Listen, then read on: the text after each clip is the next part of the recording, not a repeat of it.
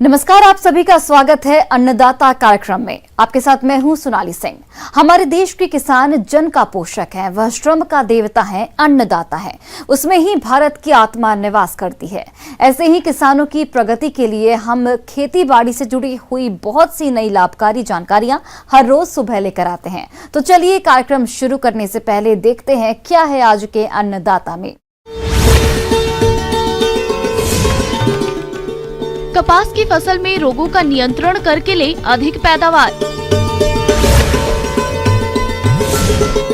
बारिश के मौसम में पशुओं को पेट संबंधी समस्याओं से बचाव के उपाय।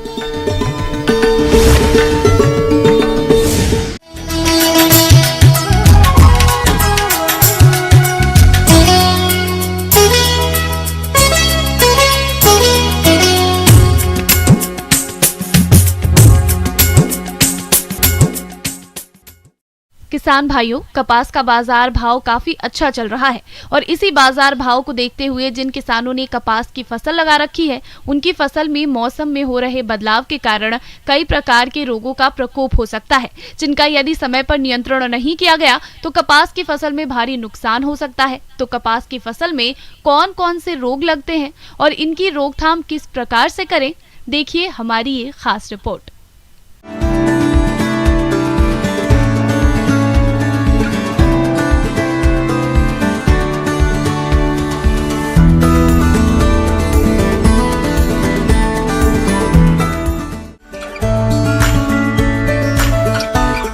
कपास रेशे वाली फसल है। प्रदेश के बहुत से किसान भाई अधिक आमदनी के लिए इसकी खेती करते हैं और अच्छा लाभ भी कमाते हैं, पर कभी कभी रोगों के कारण फसल में काफी नुकसान होता है।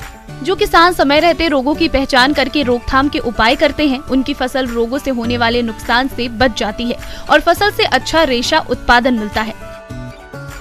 जड़ गलन रोग, यह रोग कपास का भयंकर रोग है। आमतौर पर इस बीमारी से 2 से 3% नुकसान हर साल होता है।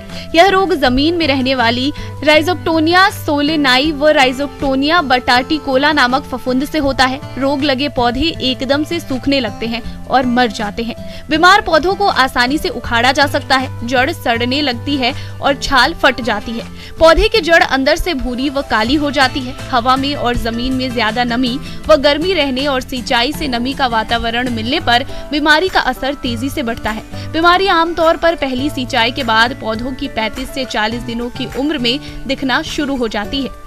रोकथाम, कपास की अगेती बुआई करें। बुआई से पूर्व बीज को कार्बेंडाजिम 2 ग्राम प्रति किलोग्राम बीज की दर से उपचारित करना चाहिए। उचित फसल चक्र अपनाएं। ऐसा करके कपास की फसल को इस रोग से बचा सकते हैं।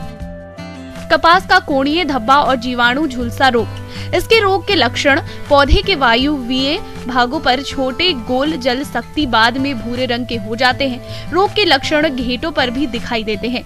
घेटों और सहपत्रों पर भी भूरे काले चित्ते दिखाई देते हैं। ये घेटियां समय से पहले खुल जाती हैं।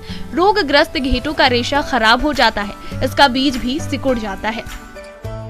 रोग की रोकथाम के उपाय, कोणीय धब्बा रोग के नियंत्रण के लिए बीज को बोने से पहले स्ट्रेप्टोसाइक्लिन 1 ग्राम दवा प्रति लीटर पानी में घोलकर बीजोपचार करें।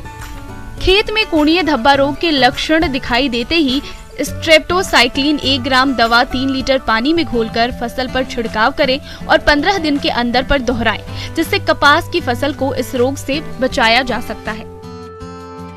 पत्ती धब्बा रोग, इस रोग में पत्तियों पर हल्के भूरे से गहरे भूरे रंग के धब्बे बन जाते हैं। कुछ समय बाद ये धब्बे आपस में मिलकर अनियमित रूप से पत्तियों का अधिकांश भाग ढक लेते हैं। धब्बों के बीच का भाग टूटकर नीचे गिर जाता है। इस रोग से फसल की उपज में लगभग 20 से 25% तक कमी देखी गई है। रोग की रोकथाम के उपाय, कपास की बुआई से पूर्व बीजों को कार्बेंडाजिम कवकनाशी दवा 2 ग्राम दवा प्रति किलो बीज की दर से बीज को उपचारित करें। खड़ी फसल में कवक जनित रोगों की रोकथाम के लिए मैंकोजेब या कॉपर ऑक्सीक्लोराइड 2.5 ग्राम दवा को प्रति लीटर पानी के साथ घोल बनाकर फसल पर 2 से 3 बार 10 दिन के अंतराल पर छिड़काव करें।